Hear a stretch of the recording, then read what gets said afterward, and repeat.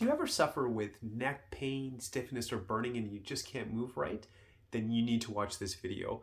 Today I'm going to talk about the top 3 ways we have neck pain, the causes, and things we can do about it. My name's Dr. Sandy. I've been practicing chiropractic now for over 25 years in the city of Mississauga. And in that time, I've done over 300,000 adjustments. Me and my team have won multiple awards, and we have helped many people who've had neck pain. So let's get into it. So the area we're talking about today is the top area of the spine, and you can see over here it is in the light purple area. So very critical area. This literally feeds into the brain. It has a huge impact on function at that level, and this can be very troublesome for a lot of people, and we're seeing it probably more than ever. And today I want to discuss why it happens. I think it's one thing to find a stretch, make some changes, but if we can learn why these things are happening and we have an awareness, we can start to be proactive and make sure this issue doesn't keep reoccurring. So there's 3 major categories that can cause neck pain, and the top one I would say is the physical.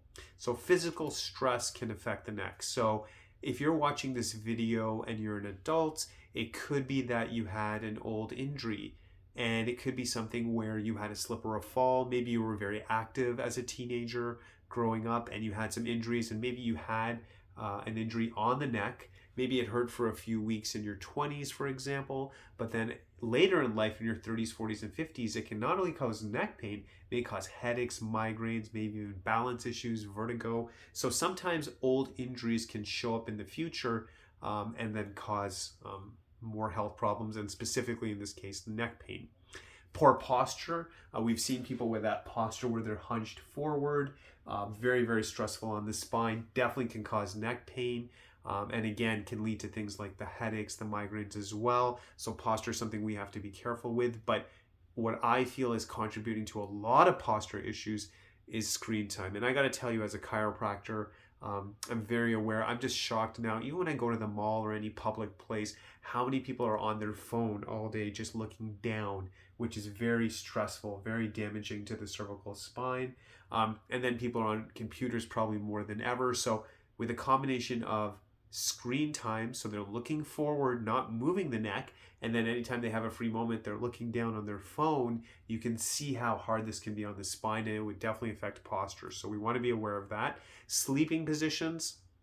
I always tell my patients we're going for neutral. So if you're lying on your back, you don't want a big, massive pillow. You want something smaller where it's just slightly elevated. Or if you sleep on your side, it should be close to neutral, not to the sides too low or too high, just closer to a neutral position. Sleeping on your stomach forces you to twist the neck, which is not good. If you've ever been in a car accident, obviously that can have an impact. And again, not only at that time, it can cause issues in the future.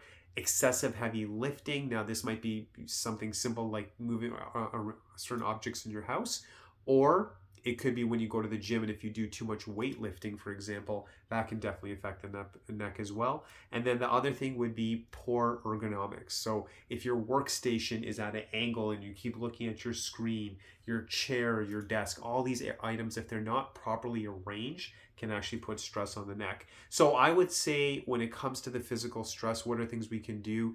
Definitely stretching is going to help. If you feel stiffness, you may want to try a warm towel. If the pain is strong, maybe a cooler towel. You want to be aware, obviously, of your workstation. I would also say, if you're watching this video, if you have any neck pain and you're going to the gym and you're doing any type of weightlifting, I would avoid that for now. Get this professionally assessed, see what's going on. But if you have neck pain and then you're doing weights where you're putting an excessive strain on the neck, it's probably going to make it worse. So you want to obviously get that investigated. Sleep-wise, again, we're never going to sleep on our stomach. I think these are simple changes we can make. And then the big one with screen time, please, I ask you, if you get anything out of this video, if you have a job where you use computer, try at least every 30 minutes, every hour, just to get up, move around. Don't be in that constant locked position. Also tell this to your kids. And then if everyone's going to use their phone, just be mindful that you shouldn't always be in that position. There might be a little bit of the day where you're doing that, but be mindful, use it, try to have it in front of you. But just sitting here for hours and hours looking down on your phone will lead to problems and can definitely lead to neck pain.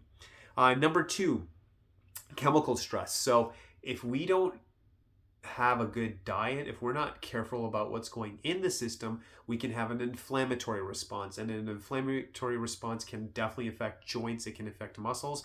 So the big thing I would say, if you're listening to this, look at your diet. So, are you eating out constantly? Are you eating a lot of fast food? Your diet does get reflected, in this case, in the neck. So again, it can cause that inflammation response in the muscles and joints. So look at your diet.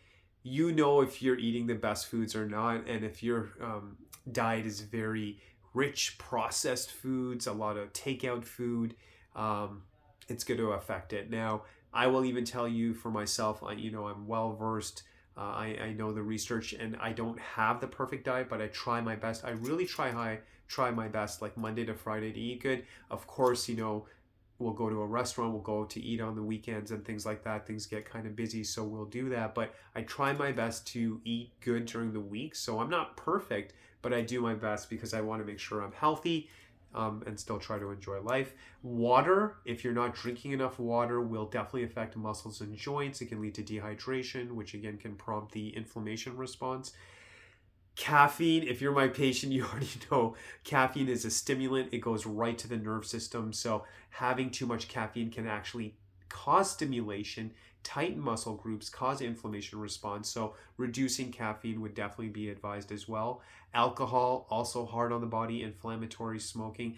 And then the big one, sugar, man, I have to confess, I do like sweets, but let's just be mindful. If you have pain in the body, and again, if you have neck pain, try to reduce your sugar intake. And I would say my takeaway with this, less caffeine, but man, drink your water. It just helps the body. It's lubrication for the neck. It just opens things up, helps the joints move better, the muscles move better, helps the nervous system. We got to drink water. And then here's the big one, guys, is emotional stress. So what's emotional stress? So that could be stress from work. That could be financial pressure, family stress, lack of sleep, feeling constant anxiety. And I got to be honest, I think most people who are adults, you get faced with maybe one of these categories or maybe a combination of them. What can you do for stress, man? I just know it's just part of life. It's always going to happen. And maybe everything's good in your life, but you're worried about a family member or whatever it is. But stress is just part of life. But I think what we need to do is develop a resilience for that. We should have systems to take care of it, to recharge ourselves. So I would say 100%, the biggest way to help with stress is, I think, relaxation techniques, deep breathing, taking that time for yourself. Prayer, meditation, I will always advocate. Whatever your style is, I will leave that up to you. But prayer, meditation, the deep breathing, journaling. I think it's also very critical in the times we live in, using technology in a positive way. So I love listening to YouTube, learning about health, fitness, leadership. I literally drown myself with so much positivity. I try to listen to positive stuff because I know that does affect the body. I know that can affect emotional health. And if you have better emotional health, you'll have better physical health. They are definitely connected. So we will want to find ways to manage stress. If there's someone you're close to that you can talk to about things that bother you, that would be very powerful as well. So if we can manage that physical, if we can manage that chemical, improve our diet, and then physically making sure our workstation's good, taking breaks, and then emotionally, the prayer, the meditation, talking to someone you trust, journaling, getting it out of the system, this can really help with neck pain. Now, let's say you're doing those things and you're still having issues. And you have to understand, from time to time, anyone can have neck pain.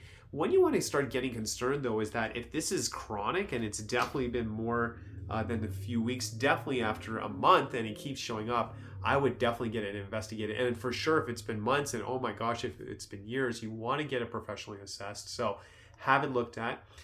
Now, what I'd like to offer you as an invitation as well, and this could be for you or someone you care about, if you have any neck pain, you can call our office with any questions at 905-896-3393. You might be just curious about, again, the neck pain, the situation you're going through. Can chiropractic help?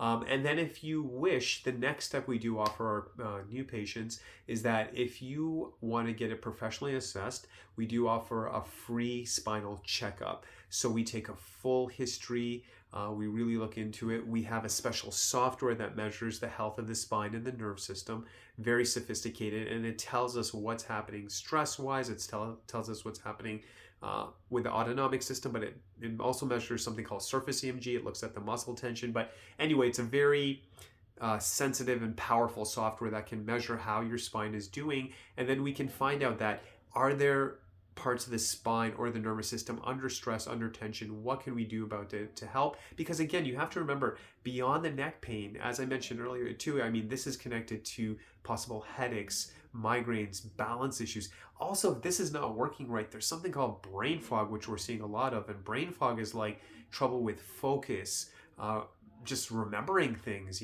just almost feeling like, when your computer's kind of running slower, almost feels like the brain is running slower. So all of this can impact it. It's a very critical part of the body. The neck has to be taken care of. We'd love to see if we can help. So again, any questions you have, reach out to us, 905-896-3393. My name is Dr. Sandy. God bless you. I wish you and your family amazing health. We'll always be here for you. And once again, God bless you.